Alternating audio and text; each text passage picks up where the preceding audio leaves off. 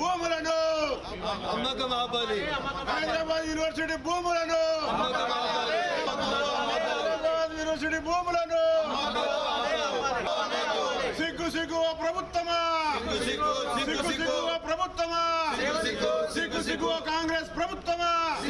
నమ్మకాన్ని హైదరాబాద్ విశ్వవిద్యాలయ భూముల అమ్మకాన్ని వెంటనే త్యాగాల ఫలితంగా వచ్చిన హైదరాబాద్ విశ్వవిద్యాలయ భూముల అమ్మకాన్ని వెంటనే 1969 అమరవీరుల బ్రోకరా, తెలంగాణ ప్రభుత్వ రియల్ ఎస్టేట్ బ్రోకరా, తెలంగాణ ప్రభుత్వ రియల్ ఎస్టేట్ బ్రోకరా, తెలంగాణ ప్రభుత్వ యూనివర్సిటీ భూముల అమ్మకాన్ని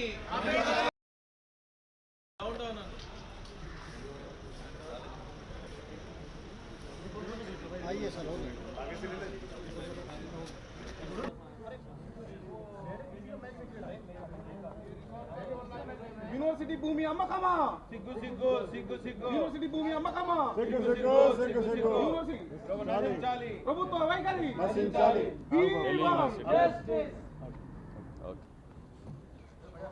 నమస్తే. 1969లో మా రాష్ట్రం మాకు కావాలని విద్యార్థి లోకం, తెలంగాణ సమాజం ఆనాడు ఉద్యమాలు చేస్తే 369 మంది విద్యార్థులని ఆనాటి ప్రభుత్వం పుట్టన పెట్టుకుంది. దాని ఫలితంగానే 6 సూత్రాల్లో భాగంగా 6 పాయింట్ ఫార్ములాలో భాగంగానే హైదరాబాద్ విశ్వవిద్యాలయాన్ని ఆనాడు హైదరాబాద్లో స్థాపించడం జరిగింది. ఆనాడు ఈ విశ్వవిద్యాలయ స్థాపనలో 2300 నుంచి 2500 ఎకరాల భూమిని ప్రభుత్వం కేటాయించడం జరిగింది.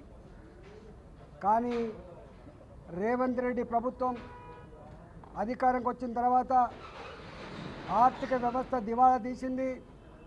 భూములు అమ్మకపోతే ఒక్కరోజు కూడా ప్రభుత్వం నడపలేనటువంటి మాట మాట్లాడి ఇవాళ హైదరాబాద్ విశ్వవిద్యాలయ భూములు 400 ఎకరాల భూముల్ని 40,000 కోట్లకు, అక్కడ ఒక్కొక్క ఎకరం విలువ 80 నుంచి 100 కోట్ల రూపాయలు ఉన్నది.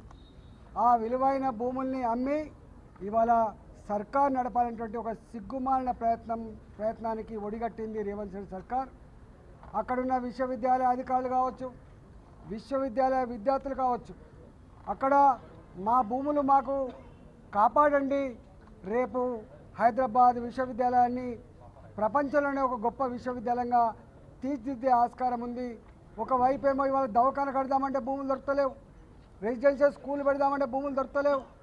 ఇప్పటికే విశ్వవిద్యాలయ భూములను కూడా ఆక్రమణకు గురవుతూ ఉన్నాయి.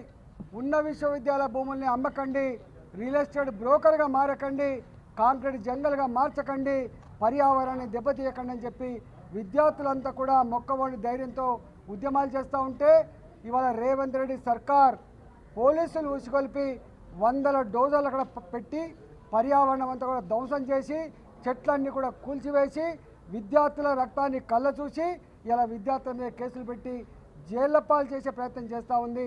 ఇవాళ హైదరాబాద్ విశ్వవిద్యాలయ విద్యార్థులకి తెలంగాణ రాష్ట్రంలో ఉన్నటువంటి అన్ని విశ్వవిద్యాలయ విద్యార్థులు కూడా సంఘీభావం ప్రకటించడమే కాకుండా విశ్వవిద్యాలయ భూములు కాపాడమని చెప్పి వాళ్ళు ఉద్యమాలు చేస్తూ ఉన్నారు.